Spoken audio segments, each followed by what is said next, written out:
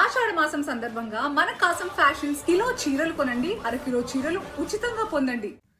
Junior NTR political ఎంట్రీపై Telugu రాష్ట్రాల్లో జోరుగా చర్చ సాగుతోంది.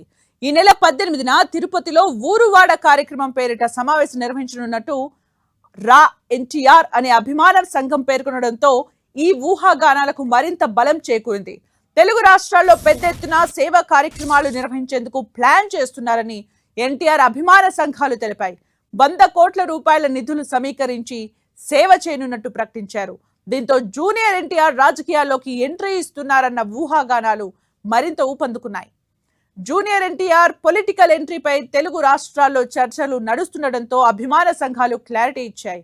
ఎలాంటి రాజకీయ ఉద్దేశాలు లేకుండా సేవా కార్యక్రమాలు నిర్వహిస్తున్నామని స్పష్టం చేసింది రా ఎన్టీఆర్ అభిమాన సంఘం. ఓవైపు ఎన్టీఆర్, మరోవైపు ఆయన అభిమాన సంఘాలు పదే పదే చెబుతున్నా తారక్ రాజకీయ ప్రవేశం చేస్తారన్న వార్త మాత్రం తెలుగు రాష్ట్రాల్లో బలంగా వినిపిస్తోంది.